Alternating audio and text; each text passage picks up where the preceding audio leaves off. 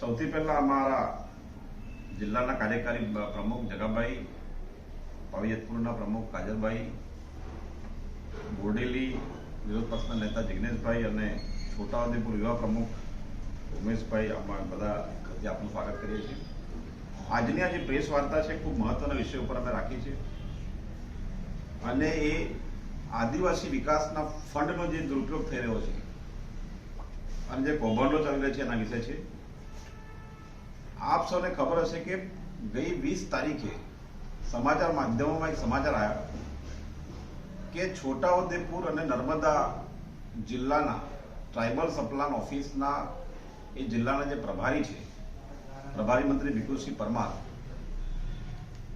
એમના અધ્યક્ષપણા હેઠળ જે તે વિસ્તારના જિલ્લાના ચૂંટાયેલા ધારાસભ્યો, સાંસદ અને આખી સમિતિ, જિલ્લા પ્રમુખ, એમના વતી એમના એ મંડળથી, આયોજન મંડળ દ્વારા જે તે ટ્રાઇબલ સપ્લાનની ગ્રાન્ટનું આયોજન કરવાનું હોય છે અને એ આયોજન છોટાઉદેપુરમાં પણ થયું હતું, નર્મદામાં પણ થયું હતું.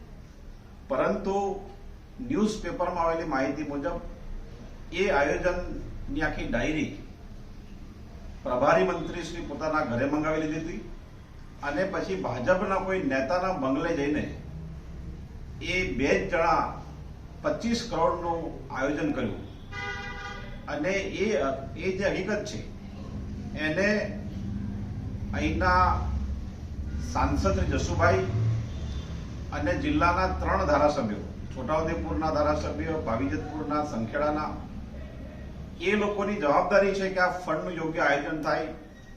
પરંતુ આ ફંડ એક મંત્રી, પ્રભારી મંત્રી જે છોટાઉદેપુર વિસ્તારના એ પ્રતિનિધિ નથી, અહીંના લોકો એમને વોટ આપ્યા નથી, તો કયા અધિકારથી આ ફંડ ઘરે બેસીને આયોજન કરે છે? આ ખૂબ જ ગંભીર મુદ્દો છે. અમને લાગે છે કે આ તો અહીંના જે ટ્રાઇબલ સપ્લાન ઓફિસર છે, આઈએસ અધિકારી છે, એ આ હકીકતને બહાર લાયા અને એનો વિરોધ કર્યો, વાંધો લીધો, એટલા માટે આ બહાર આવ્યું છે.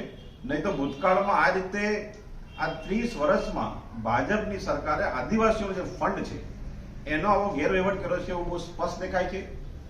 આપ સૌને ખબર છે કે પાછલા સમયમાં છોટાઉદેપુર અને દાહોદમાં 50 કરોડ જેટલું ટ્રાઇબલ સપ્લાનનું જે ફંડ છે એ નકલી કચેરી કૌભાંડમાં વપરાઈ ગયો. એ જ આ ઘટના છે, અમે માનીએ છીએ. અને અહીંના જે પ્રતિનિધિઓ છે એમની જવાબદારી છે કે લોકોના અધિકારના ફંડની ચોકીદારી કરે. એ પોતે ચોકીદાર હોવાનો દાવો કરતા હોય છે પણ ચોકીદારી કરે, જે કરી રહ્યા નથી. તો એમના માટે આ ભયંકર શરમજનક છે.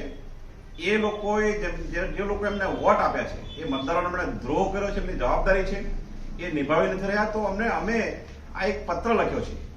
આ પત્ર અમે અહીંના સાંસદ જસુભાઈ રાઠવા, અહીંના ધારાસભ્ય રાજેન્દ્રસિંહ રાઠવા, જેતપુર પાવાના ધારાસભ્ય જયંતિભાઈ રાઠવા અને સંખેડા ધારાસભ્ય અભયસિંહ તડવી અને જિલ્લા પંચાયતના પ્રમુખ મલકાબેનને ઉદ્દેશીને અમે આ એક પત્ર લખ્યો છે કે આ રીતના ફંડનો જે દુરુપયોગ થઈ રહ્યો છે એ દુરુપયોગ અટકાવવાનો તમારી જવાબદારી છે. તમે બોલ્યા નથી.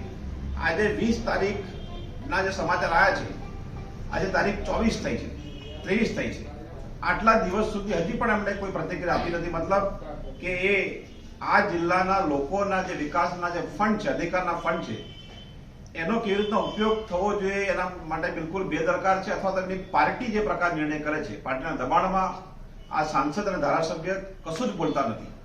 એ અમે બહાર લાવવા માંગીએ છીએ. અમે એમને પત્ર લખ્યો, તમે બોલો, અને તમે જો નહીં બોલશો તો અમે આનું આવેદનપત્ર આપીશું. કોંગ્રેસ પાર્ટી લોકોમાં જાગૃતિ ફેલાવીશું અને કલેક્ટરને અમે એના મારફત રાજ્યપાલને આવેદનપત્ર આપીશું અને આનો અમે સખત વિરોધ કરીશું.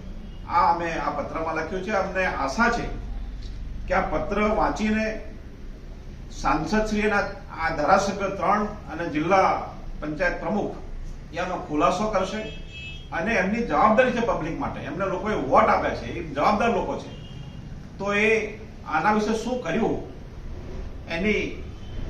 એનો ખુલાસો કરી અમે વિનંતી કરીએ છીએ. અને સાથે જિલ્લામાં જે કૌભાંડો થયા, આ સાયકલનું કૌભાંડ હજુ પણ ચાલુ છે, નકલી કચેરી કૌભાંડ, નળ સે જલનું કૌભાંડ, આવા જે કૌભાંડો થયા છે એ આ રીતના થઈ રહ્યા છે અને અહીંના જનપ્રતિનિધિઓ અમારા કૌભાંડો વિશે ચૂપ છે.